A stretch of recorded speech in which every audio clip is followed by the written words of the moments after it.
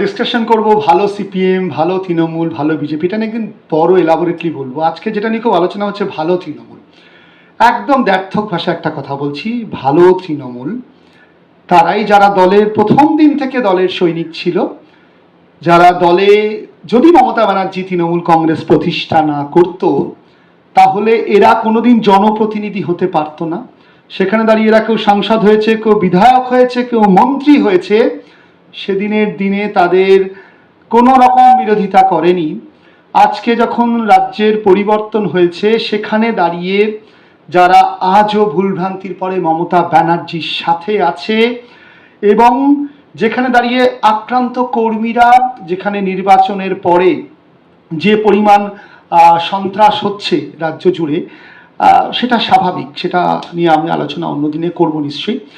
যারা সেখানে দাঁড়িয়ে তাদের আইনি সহায়তা দিচ্ছে, তাদের পাশে যাচ্ছে, যাদের বাড়িতে ছুটে যাচ্ছে, তারা এটা নিয়ে ভীত নয় যে তারা আক্রান্ত হবে, তাদের গায়ে কে ডিম ছুড়বে।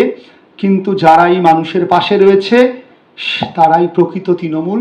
যেখানে দাঁড়িয়ে নির্বাচনের পরবর্তী হিংসার জন্য যেই সব বৃদ্ধ সাংসদরা কিংবা কয়েকজন বিধায়ক যেখানে ওয়াই চ্যানেলে উপস্থিত ছিল, সেখানে দাঁড়িয়ে কতটা নির্লজ্জ বেহায়া এই সব যারা দিল্লি যাচ্ছে, যারা নিজেদের মন্ত্রিত্বের জন্য তারা যেন আবার ফিরে আসতে পারে রাজ্যে, তার জন্য ছোটাছুটি করছে, তার সেই সব এলাকায় প্রচুর মানুষজন আক্রান্ত, আইনি সহায়তার দরকার, তারা তাদের পাশে নেই।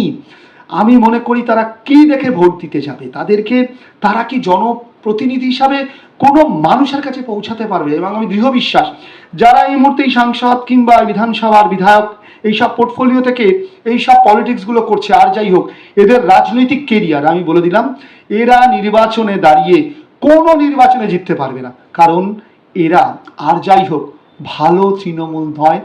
আজও ভালো তৃণমূল তারা যারা ওয়াই চ্যানেলে উপস্থিত, যারা সেখানে দিনে লড়াইটা করছে।